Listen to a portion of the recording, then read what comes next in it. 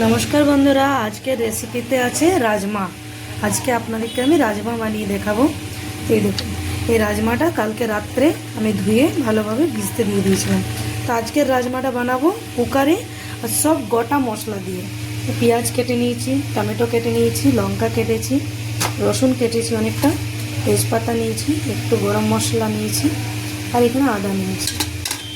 এখানে গুঁড়া মশলা কী কী নিয়েছি দেখুন। কালারের জন্য কাশ্মীরি লঙ্কা গুঁড়ো, হলুদ গুঁড়ো, ধনে গুঁড়ো, জিরে গুঁড়ো আর একটু কস্তুরি মেথি।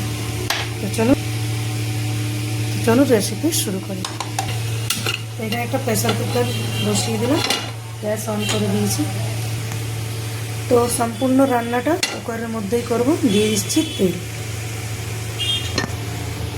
তেল দিয়ে দিচ্ছি গোটা মশলা, গরম মশলা গোটা দিলাম, তেজপাতা গোটা।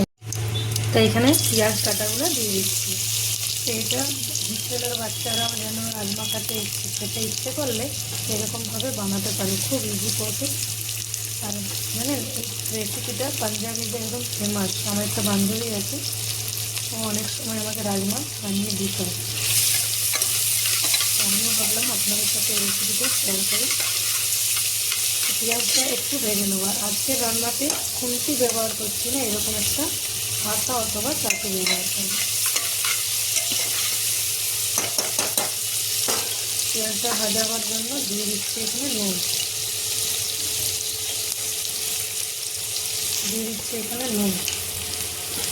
এখানে বাটাবাটির কোনো ঝঞ্ঝট নেই, একদম গোটা মশলাতে খুব ভালো রাজমা রেডি হয়ে যাবে। রাজমা চাवल খেতে কিন্তু খুব সুন্দর লাগে। তো এখানে দেখুন পেঁয়াজটা কি সুন্দর ভাজা হয়ে গেছে, বেশি লাল করার নেই, লাল করলে রান্নাটা ভালো লাগে না। ঠিক আছে, এবার পর দিয়ে দিচ্ছি যে টমেটো, এই যে টমেটো, কাঁচা লঙ্কা, রসুন যা কিছু কেটে রেখেছি দিয়ে দিচ্ছি। এবার দিয়ে দেবো আদাটা একটু গ্রেট করে দিয়ে দেবো। তো এখানে আদা গ্রেট করে দিয়ে দেবো, দিয়ে মশলাটা কষাবো যতক্ষণ না টমেটোটা গলে যাচ্ছে। দিয়ে দিচ্ছি গুঁড়ো মশলাগুলো।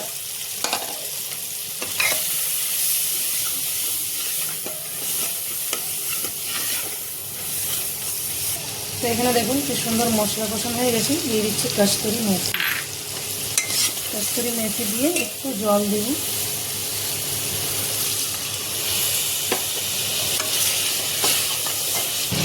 তো এখানে মশলা কি সুন্দর কালার হয়েছে দেখুন। তো এখানে আর একটু জল দিয়ে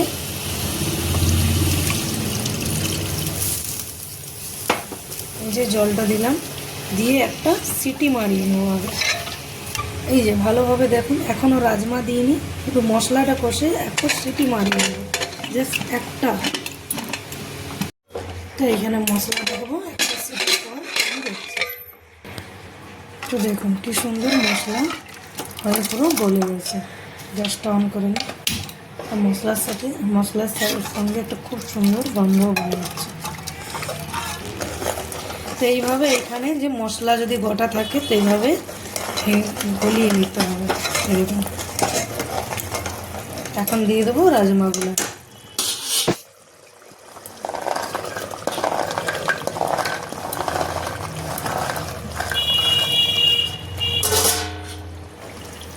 রাজমা দিয়ে আর আমি জল দিব না, একটু দিলে দিতে পারি কারণ এখানে জল আছে। আর দিয়ে দিচ্ছি একটু চিনি।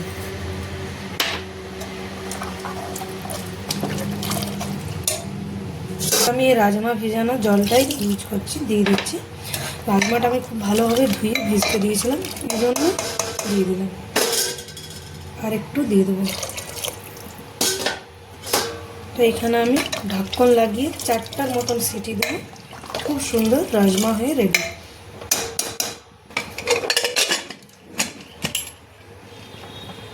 তো এখানে রাজমা দেখুন, তো দেখুন কি সুন্দর রাজমা হয়ে গেছে। তো দেখুন এই যে আপনাদেরকে চাটুটা করে দেখাচ্ছি, দেখুন বোঝা যাচ্ছে এটা গোটা মশলা দিয়ে রাজমাটা রান্না করেছি।